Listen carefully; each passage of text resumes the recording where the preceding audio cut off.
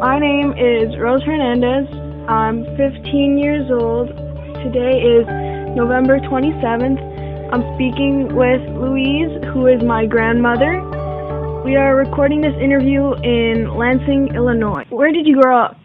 In Chicago, South Chicago. It was South Chicago. That's what it was, South Chicago. And I was born there in 1936. I was born there. And it was 9041 Brandon Avenue. That's where I was born in 1936, December 5th. What was it like?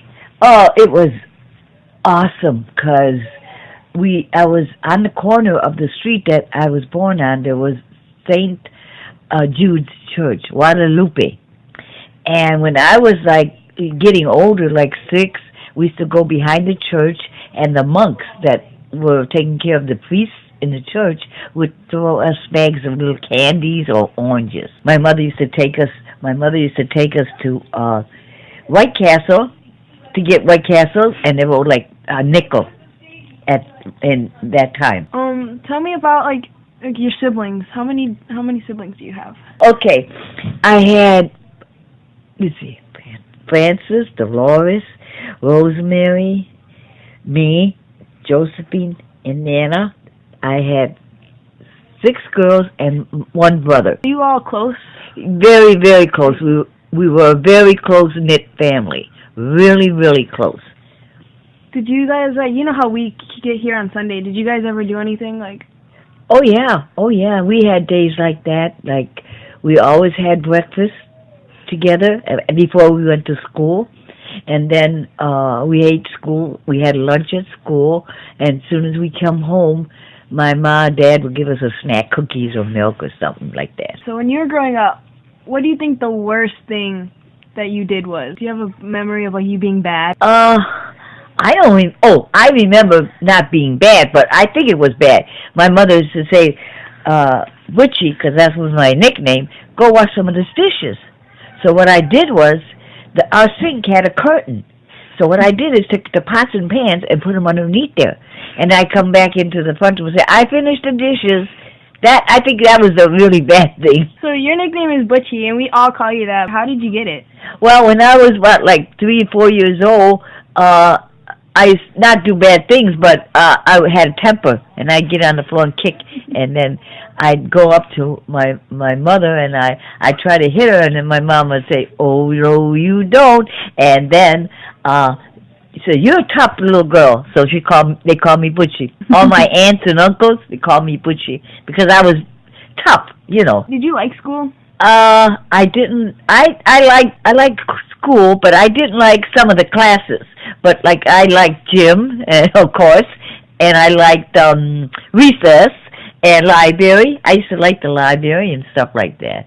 And when I was in 4th grade, or 5th grade, I had an average of a reading of 10.4 or something like that. And they put me in 5th grade.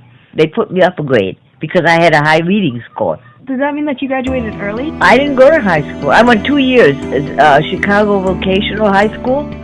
I went there 2 years. Just 2 years. Yeah. Then I went to work. I was 16 when I started working at R.H. Donnelly. It was a advertising factory. They sent out coupons and free samples and stuff like that. You didn't go to college, did you? No, I didn't go to college. But my children did. Some of my children went to college. Leslie, and she went to college to be a teacher, and she's a teacher of the deaf. She's a teacher for the deaf. And Buddy, he's a police officer, sergeant, and Rocky was a police officer too, Cook County Sheriff. While you were in school, when you were younger and when you were older, what did you do during your summer? Our summers? Well, our parents didn't have a lot of money. So what we did is whatever we could do, like when the museums and parks and zoos were there, we used to go there because it was free. But nowadays, you have to pay to get in, you know. But in those days, everything was free, like and stuff like that. And then we'd wait every summer for carnivals. Because, like, if you had to go on a ride or something, it was 12 cents and 25 cents. Nowadays, you can't do that, you know. Museum, was it like the same one that we have now, like the Science and Industry? No, because every time the museums would always get new attractions, you know. Like, we used to go to the Science and Industry because they used to let us do things. Like, we used to watch everything, the chickens being born and stuff like that. But they had little things that you can, you know, machines that you could do and that was all free. What was your favorite thing, like the place you went during summer? Actually, when we had carnivals, and now you got Six Flags, right? In those days, we had Six Flags, but we had another, I don't remember the name of the thing, but we used to go there all the time and ride, carnival rides and stuff like that. And we used to do a lot of good things. When you were working, like, how many jobs did you have? Oh, well, I had actually 4 jobs, but the longest job I had was R.H. Donnelly, and that was advertising, where you in the mail you get coupons and free samples. One of my jobs was putting together a bar of Dial soap and putting it in boxes, and then they would go and they would dick mail it and put the addresses on there, like machine. So wait, were you working at the factory? It's a factory, yeah. Hmm. And then I worked in downtown Chicago at a food. It's not a food. It's to make everything grow. It was called Stock Grow, and it made the plants grow and stuff like that. And I used to do filing, you know, filing the names and things like that. And my brother-in-law, who was married to my sister Frances, he was like the manager, so he got me in, and I was only like 17. A factory that put out Time magazines, stuff like that. A factory where they would cut the magazines on the paper. Well, I used to sit behind a desk and go through the magazines, and they would say, you got to look for the errors, like the errors, what was wrong with the magazine. Sometimes it was printed wrong, and then I'd have to take that page out and put it on the side, and then stacked it on a skid. It's called a skid, but it was a big old wooden block, and you put all the old magazines on there that I had taken out the page. I heard that your mom, was it your mom that was born in Canada? Yes, Where was she born? She was born in Nova Scotia, Cape Breton.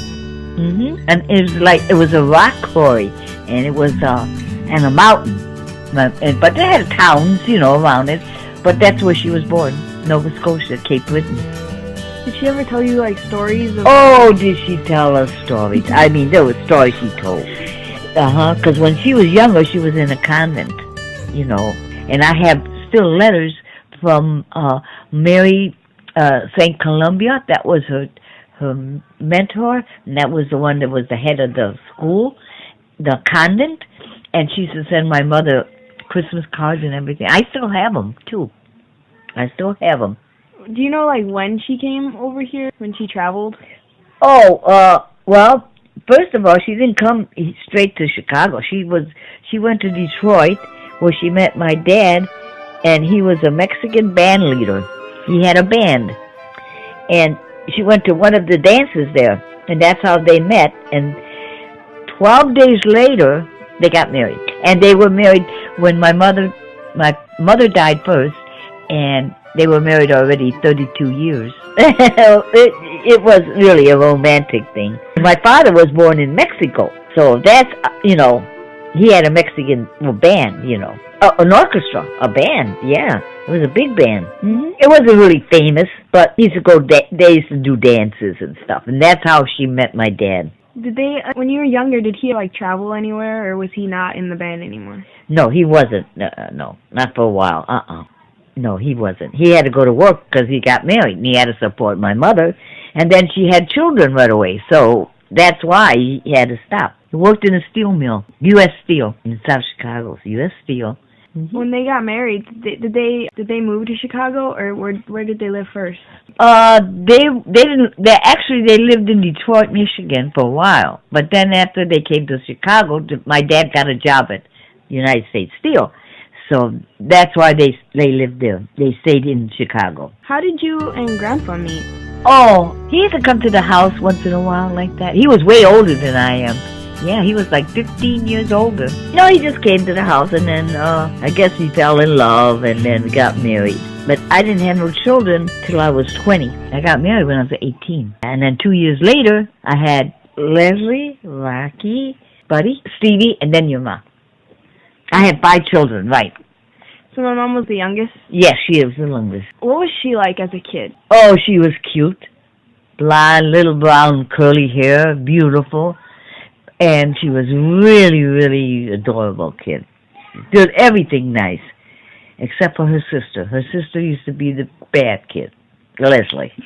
She'd go and pinch my mother. And when my ma died, you know Rocky the flying squirrel? Okay.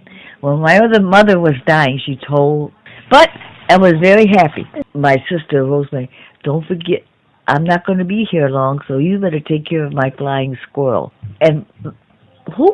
Rocky, my flying squirrel. When did you find out that you were going to be a mom? Oh, you can tell. Definitely you can tell when you're going to be a mom. What was that like? Oh, it was surprising. Really surprising. How did you tell your parents? Or oh, yes, definitely, right away, yes. How did they take the news? They didn't take it too bad, no. Mm-mm. So my mom, you said she was cute and stuff. What did she do that was bad? You know what? She didn't do anything bad. When she was a little girl, nothing bad. But when she was older, I had to get her out of jail one time. The police called me and they said, I have your daughter here, and she's here because she was on private property with all her girlfriends were there, and they went into a doorway, into a building, and a doorway, just to be, it was winter time, and it was cold.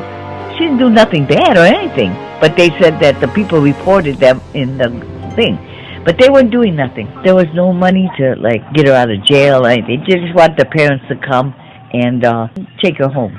How was it when you were told you were going to be a grandparent? Rocky was the first one to tell you that, right? Oh, I was very, very joyful. I was so happy. I was happy because she was happy too. A lot of people in our family were like in the military, right? Oh yes, definitely. My buddy was in the army. Stevie was in the army.